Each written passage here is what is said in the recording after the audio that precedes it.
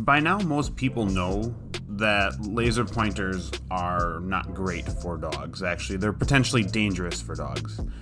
But are there other stimulants that can possibly cause just as much neurological damage as a laser pointer? Well, in today's episode, we're going to dive into some of those that could possibly be causing some issues as well. And we'll go over that next.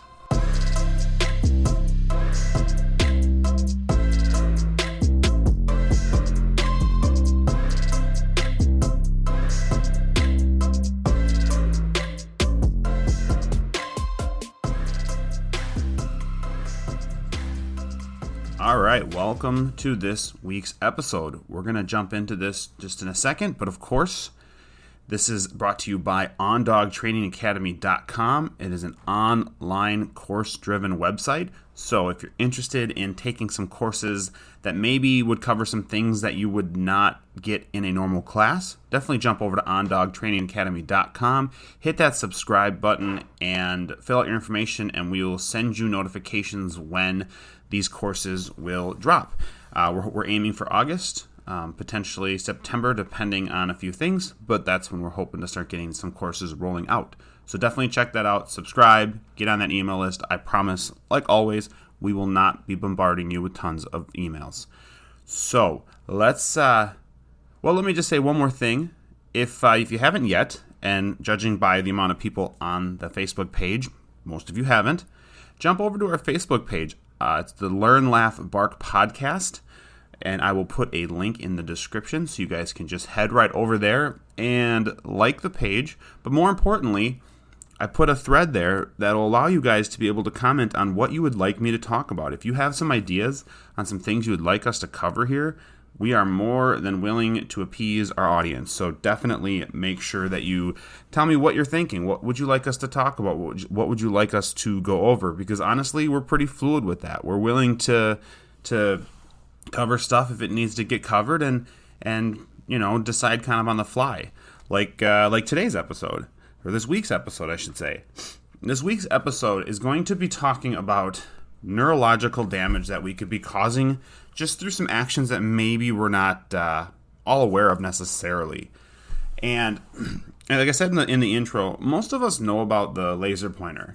You know, if you're not familiar with it, a quick Google search of like laser pointer syndrome or the damages that laser pointers can cause, or whatever you want to do, you'll see just a billion different articles on why laser pointers suck for dogs and what it can really do to your dog and cause basically like irreversible damage to them neurologically. Basically, I'll just do a quick overview of this for people who maybe aren't aware. Laser pointers have been kind of glorified in probably the last 20 years or so as a way to exercise your dog. You point it, your dog chases it. You move it, your dog chases it. You move it, your dog chases it. Over and over and over. And I know there's some people who might comment and say, well, I use it to send my dog to a certain location. But I have a feeling that is the very few and far from most of us. Most people that I've dealt with, actually I would pretty much say all people that I've dealt with, when it comes to laser pointers, are using it as a way to exercise their dogs. And I just, the biggest issue with laser pointers, in a nutshell, is the lack of being able to get that thing, right? It's that frustration that it builds. So the dog is constantly seeing and chasing and never getting rewarded with the opportunity of catching that laser pointer or that beam. And what it starts to do is it starts to build this OCD where even when you're not playing with it, your dog's looking for it because it's frustrated. Your dog's frustrated because they can't catch it, and so they're always hunting for it. And then it goes from laser pointers to like reflections off of your watch or off of your phone. Dog sees that and starts to get it stimulated. So you get a dog that never can settle, is always seemingly busy looking, hunting, trying to find that thing, and any little bit of flash, any little bit of reflection, the dog is instantly tuned into where that is and trying to get it, whether it's jumping at a wall or whatever. It creates a dog who's very, very separated from their people, in my opinion, because they're only half paying attention because they're so focused on trying to see if that laser is going to pop up at any time. So if you have a laser and you're playing with your dog, stop immediately.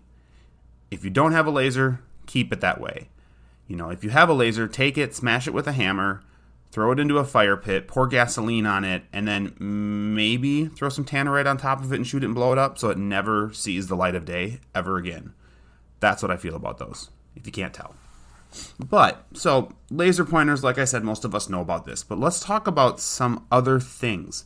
And this is something that I've seen popping up more lately that I actually feel is worth talking about, at least a little bit. And that is constant stimulation. I do feel like when it comes to dogs, a constant stimulant is going to have maybe neurologically, I don't know. I just can't find enough research on this yet. This is something that I'm sure other trainers will probably be like, yeah, I've thought of this too. But like, it's just something I've been kind of rolling around in my brain, and I want to put it out there for everybody to kind of think about it, because these are things that I am not reading about, but I am seeing in person. I am watching dogs suffer from these issues. So basically, you ever see a dog that just can't settle? Always has to be busy. Always needs to be doing something. And you kind of wonder, like, well, why is that? Why is that? Now, there are some dogs who are just kind of born that way. They have that hyper anxiety or whatever you want to call it, and they just can't settle. But there's been a lot of dogs lately that I'm seeing that are it almost seems like things are either creating it or feeding it. The biggest one that I see is, and I feel like this probably affects certain breeds more, like your herding breeds, your hunting breeds, dogs that are trained to be or designed to be a little bit more vigilant and kind of see things as they're happening and be more aware of everything that's going on. I find it affects them more. But in the end, if you have a Chihuahua or a Basset Hound or a Great Dane or a German Shepherd or a Labrador or a Pointer or whatever, to me it doesn't matter, because the potential of this stuff popping up is there's a good chance of it. So the biggest one I see is people who are leaving their dogs out for extremely long periods of time outside. And so they let their dogs out. And just as a little side note here, this does not apply to dogs who are like farm dogs or anything like that their job is to be outside all the time with the flock, guarding, whatever. That's their job. That's what they do. Fine. I'm talking about Joe Sixpack, who just wants a pet dog or doing whatever. And he just is like, well, I say he, but whatever. The owner's just like, well, I just let the dog outside. And then the dog just spends all day outside, because why not? Because I have a fence, because I have property, because I have land, whatever. We talked about the whole issue with that in a previous episode when we talked about letting your dog roam and having free run of everything and the damages that can cause, or the problem with that, more or less. But this dives in more neurologically. What I've been seeing a lot lately is people are letting their dogs be outside almost the entire day. And the comments, the concerns, and even sometimes they're not even concerns, people just say this is what's going on, is the dog comes inside and immediately wants to go back outside.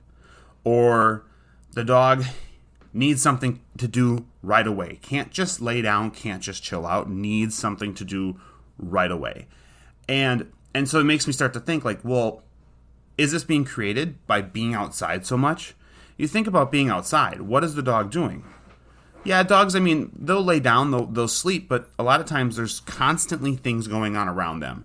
There's birds, there's squirrels, there's bugs, there's people, there's cars, there's bikes, you name it. There's stuff always going on around the dog. So the dog is constantly watching and observing and seeing and everything.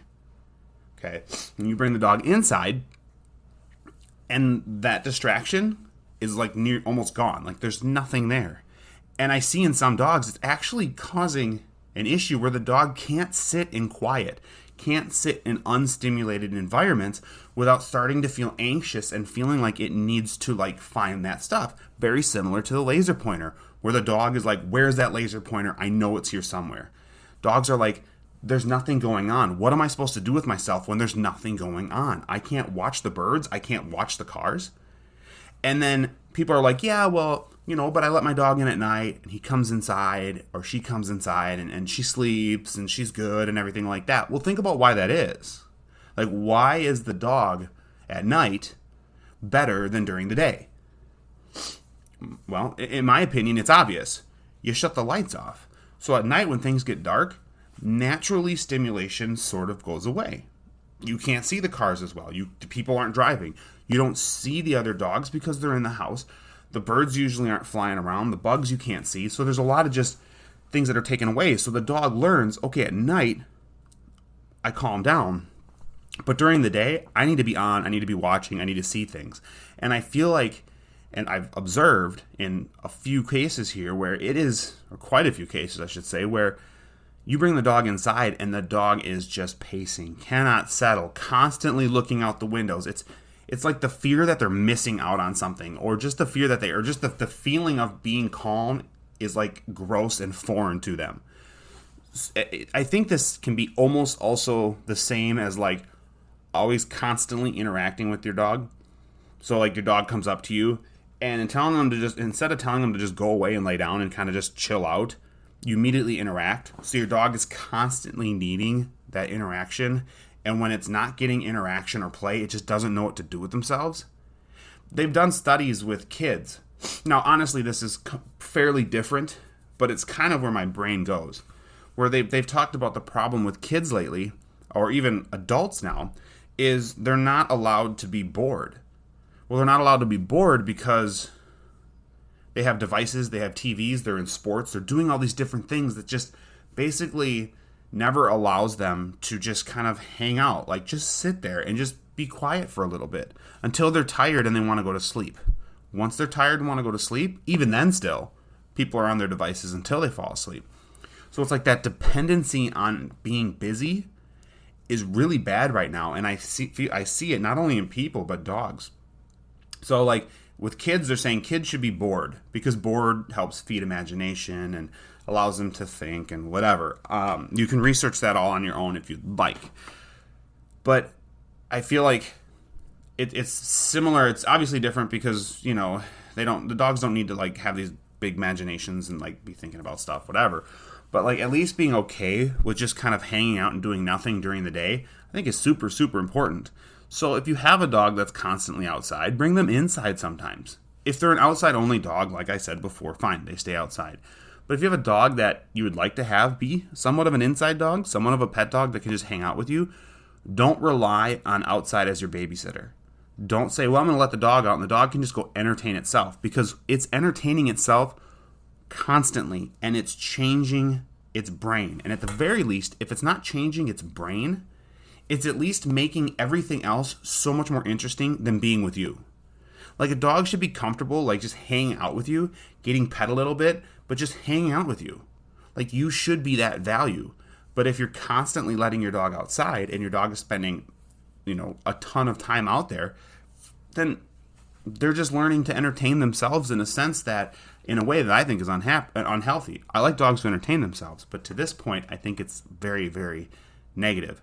So having your dog outside, chasing birds, watching stuff, constantly seeing things that are going on, to me isn't a good thing. I think it does start, in some breeds especially, does start to create like this